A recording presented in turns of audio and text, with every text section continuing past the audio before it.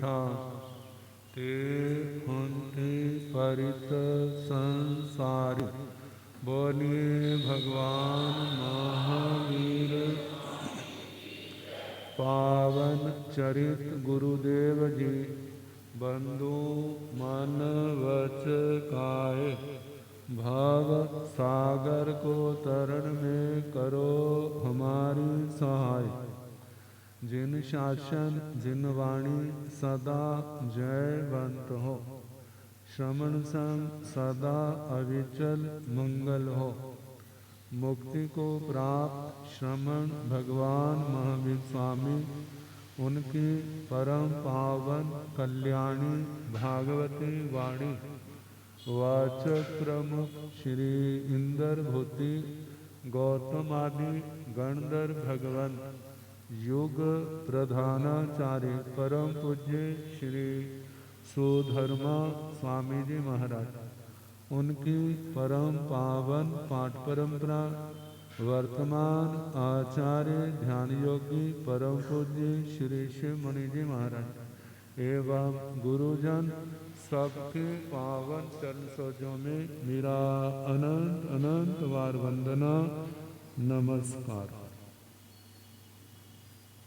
उपस्थित धर्म प्रेमी सज्जनों, माता तथा बहन, 9 तत्वों में संवर तत्व और उसमें 5 चारित्र। पहला चारित्र सामायिक, सामायिक चारित्र। 25 बोल में 25वां बोल आता है। चारित्र 5। सामायिक छेदोत्स्थापनीय, परिहार विशुद्धि, सूक्ष्म संप्राय, यथाख्यात। तो सामायिक चरित्र कल हम बता रहे थे। सामायिक के 3 अंग, सम्यक्त्व सामायिक, श्रोत्र सामायिक और चारित्र सामायिक। एक तो लोकाचार की सम्यक्त्व, यथार्थ को पहचानता है, जानता है और उसके लिए एक ठोस पक्ष भी लेता है। लेकिन जो सच है इसी लेता है। पता लग जाए जो झूठ है तो उसी समय छोड़ने में देर नहीं करता। लोक में ऐसे व्यक्ति की कीमत होती है, उस व्यक्ति को प्रमाणिक माना जाता है जिसके अंदर सच और झूठ का निर्णय करने की क्षमता होती है। कहते जा तो आप समझा दो हमें, जा हमारी क्या करो समझो। जिसमें ऐसा नहीं एक का भला और दूसरे का नुकसान, ऐसा काम नहीं। सबका भला, किसी का नुकसान ना हो। जो आचारवान है, लोक मर्यादाओं से बाहर नहीं जाता। लोक मर्यादाओं को पालन करना, जो सामाजिक आचार विचार है उसको अपना धर्म समझता है। दिल में दया भावना, झूठ से बचना, चोरी से बचना, सदाचारी बनना। मानो अपने पास संग्रह है, कहीं जरूरत पड़े दया के वशीभूत होकर के समर्पण देने में कोई जोर नहीं लगता। आवेश में नहीं आना, झूठा अहंकार नहीं करना, किसी से धोखा नहीं करना, अपनी कमाई में संतोष रखना, किसी के लाभ की चाहना नहीं करना, इन बातों में विश्वास, इनका आचरण। यदि जे मार्ग है तो जे भी इस आत्मा को थोड़ा ऊंचा उठाने वाला है। लोक में ऐसे व्यक्ति की निंदा नहीं होती, कोई उसकी बुराई नहीं करता। प्रभाव बढ़ जाता है। कितने लोग कह देते हैं वो कह देगा तो हम मान लेंगे, क्योंकि विश्वास आ गया ना। किसके कारण बैठा? जबकि अभी वो धर्म के सूक्ष्म रहस्यों का नहीं समझने लगा, केवल व्यवहारिक बातों के ऊपर दृढ़ता है। और ये बातें भी उसको क्या करती हैं? ऊंचा उठाती हैं। वो मेघ कुमार का जीव क्या जानता था जब हाथी के रूप में था? क्या नवकार मंत्र जानता था? पक्षी बल जानता था? नौ तत्व जो गुरु होते जानता था? कुछ भी नहीं जानता था। लेकिन जो जानता था, जैसे मैं जीना चाहता हूं, छोटा सा प्राणी भी क्या करता है? भगवान की वाणी का मूल क्या है? सारे जीना चाहते हैं, कोई मरना नहीं चाहता। बद किसी को अच्छा नहीं लगता, जीना अच्छा लगता है। दुख किसी को अच्छा नहीं लगता, सुख सबको अच्छा लगता है। ये सम्यक्त्व का सूत्र है। जब जो दिमाग में बात बैठ गई, उसकी यात्रा परमात्मा की ओर शुरू हो जाएगी। और ये बात अरिहंतों तक ले जाएगी, निर्ग्रंथ गुरुओं तक ले जाएगी, धर्म तक ले जाएगी, संयम के मार्ग में भी एक दिन पहुंचा देगी, जैसे उस हाथी को पहुंचा। और उसके लिए कितना बलिदान! 2.5 दिन तक जंगल में आग लगी रही है। देखते हैं 3 टांग के भार, इतना भारी शरीर, 100 साल की आयु, कैसे रहा होगा? लेकिन फिर भी वो रहा। कितनी वेदना सही हो! क्या ऐसे ठाई में जोर लग जाता है? मांस खमण में कितना जोर लगाया, कितने उसने पाप कर्म काटे। किसके किसके लिए? जो मर ना जाए। फिर उसके बाद जब सारे चले गए, टांग तो सुन्न हो चुकी थी। जब सीधी करने लगा तो कैसे चक्कर आता है, संतुलन नहीं बना, धड़ाम से गिर गया। कहते हैं उस अनुकंपा दशा में उसने संसार को परित कर लिया। मनुष्य आयु का बंद कर दिया। सबसे बड़ी आयु धर्म के बीज आ गए, वो योग्यता आ गई। 3 दिन तक, 2.5 दिन तो वो भूखा प्यासा रहा। 3 दिन जे चले गए, 5.5 दिन जब किसी के पास होता तो समाधि अपने आप आ जाता। जिसके पास कुछ नहीं होता वो तड़पता है। कितना लाभ मिला इन 5.5 दिनों के अंदर, कोई व्यक्ति कल्पना नहीं कर सकता। जब प्राण छोटे हैं तो कहां पहुंच गए? राजकुल में धारणी रानी, श्रेणिक राजा। जब दोला आया है अकाल मेघ वर्षा का,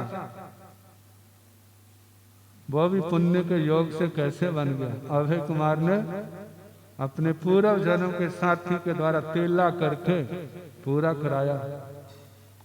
जन्म हुआ, अकाल मेघों के सपने के कारण बच्चे का नामकरण किया मेघ कुमार। बचपन बीता, 6-7 साल के हुए, 7-8 साल के हुए, गुरुकुल 72 कलाओं के ज्ञाता बने।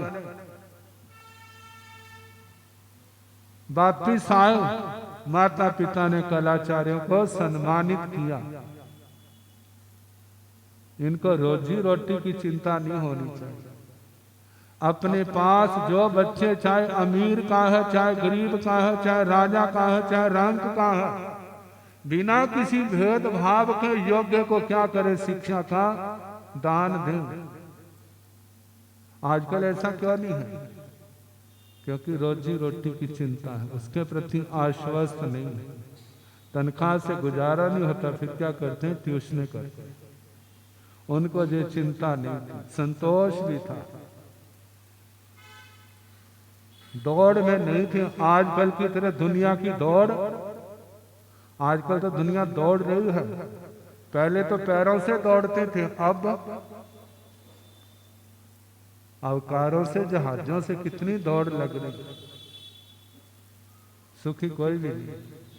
उस समय आराम से सोते। सम्मानित किया, उनका विदा किया। जब माता पिता ने देखा बच्चा जवान हो गया है, 8 राजकन्याओं से शादी कर, समय व्यतीत हो रहा है और उधर से भगवान तारने आ गए। भगवान को तो पता था ना, मैं कुमार दीक्षा लेगा, और ये भी पता था पहली रात को क्या होगा, तूफान आएगा। और ये भी पता था मैं उसको समझाऊंगा और वो समझ जाएगा। और ये भी पता था उसके बाद कैसी साधनाएं करेगा और कहां जाएगा जीव। 22वें देवलोक में। भगवान से तो कुछ भी नहीं था, बस उसको जो अभी अज्ञात था, अदृश्य था, लोगों की नजरों में उसको आगे बढ़ाने के लिए, सहारा देने के लिए आगे। धर्म देशना सुन के प्रतिबुद्ध हुए। माता पिता से आके चर्चा होती है, आखिर दीक्षा हो गई। पहली रात तूफान आया लेकिन शांत हो गया। 11 अंगों का अध्ययन किया, 12 भिक्षु प्रतिमाओं की आराधना की, गुण रत्न संवत्सर तप की आराधना की, 12 साल का संयम आया, 1 महीने का संथारा आया और व्यवहार पर्वत के ऊपर संथारा लिया, 1 महीने का आया और समाधि पूर्वक काल करके देवलोकों की ओर गमन हो। सभी आए, उन्होंने निवेदन किया भगवान को वंदना करके। श्री गौतम स्वामी ने कहा, भगवान वो आपका अंत्यवासी शिष्य, जिसके कषाय, जिसके विकार बड़े पतले, बड़े शांत थे, वो भाव पूर्ण करके कहा। भगवान ने सारा बताया। 22वें देवलोक, 33 सागरों की आयु, वहां से भाव पूर्ण करके महाविद्य क्षेत्र में जन्मेंगे। प्रतिबोध पाके पुनः संयम लेंगे।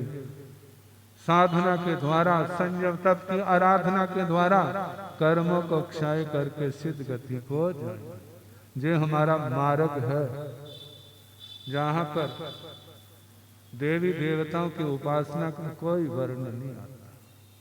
ये आता है किसकी आराधना करो, संयम और तप। लेकिन हमारे लोग किसी की परिस्थितियां, किसी के शौक, किसी की भेड़ चाल, कहां कहां जाते हैं। लेकिन सच्चा मार्ग क्या है? इसको आराधना की भावना रखें। संयम तप, जे 5 चारित्र, जे औषधि है, जे परहेज है। किसके? इन संसार की बीमारियों के, इन कर्मों के, रोगों के। जिस आत्मा ने जहां पर समर्पण किया, जो नहीं है कि आज संयम लिया है तो आज ही उसका मोक्ष होता है। जन्म लग जाते हैं। दृढ़ता की जरूरत है, लगन है, दृढ़ता है, तो एक दिन मंजिल आएगी, ऐसी आएगी कि उसके बाद पुनः वो भटकेगा नहीं, सदा के लिए मुक्त हो जाए।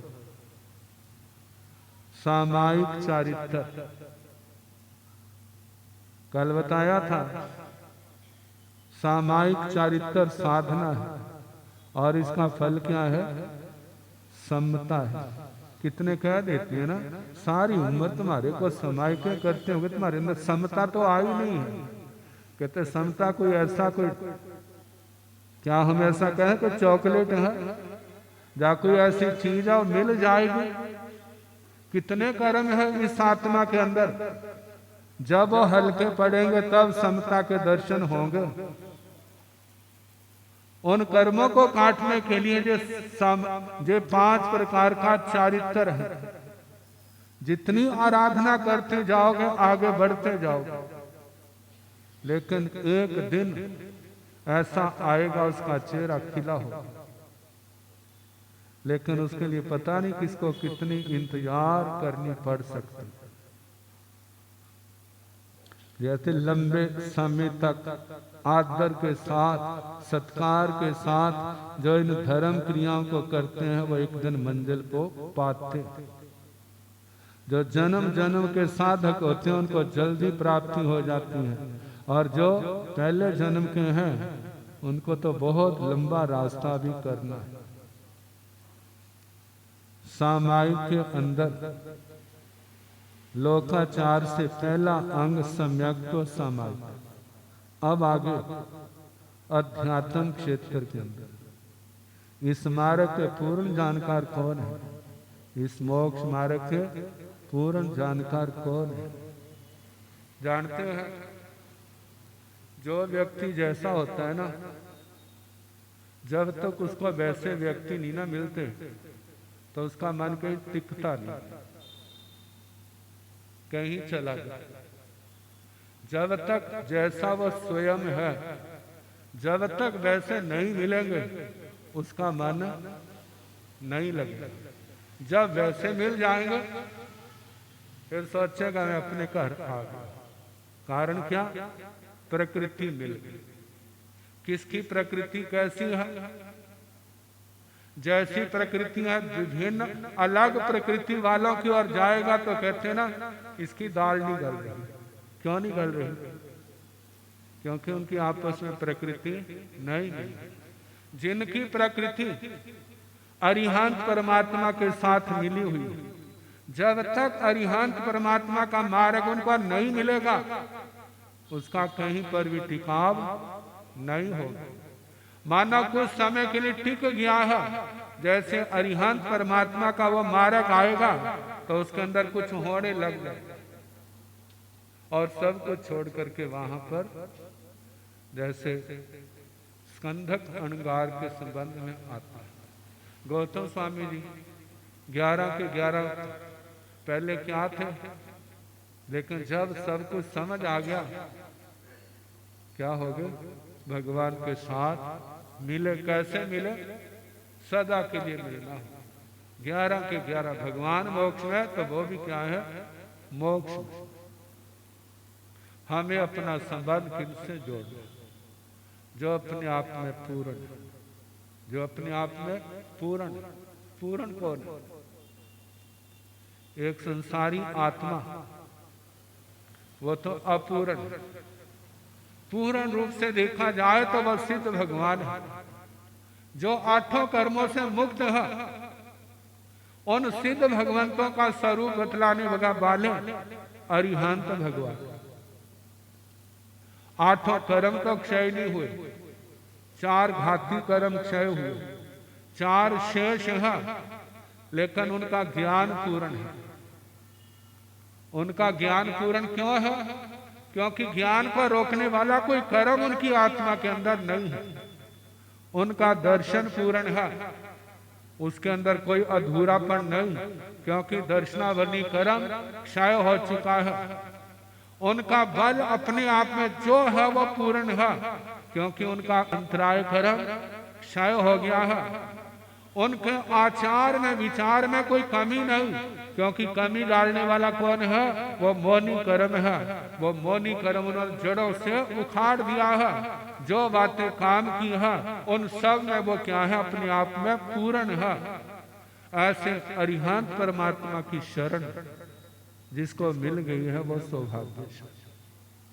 जो अरिहंत परमात्मा का मार्ग वो ही हमारा। जो सोच जो अरिहंत में चिंतन नहीं होता, क्योंकि उनके सब कुछ साक्षात होता है। शतमस्तों में चिंतन होता है, शतमस्तों में सोच होती है, वो तो पूर्ण है। उनका जो मार्ग वही हमारा मार्ग। उस मार्ग पर चलने वाले हमारे साथ धर्मी भाई, बस वो मार्ग है वही तो सुना रहे हैं। समय हो गया है, कल जैसा इस सम्यक तो समय के संबंध में आएगा और आगे सुनाने का प्रयास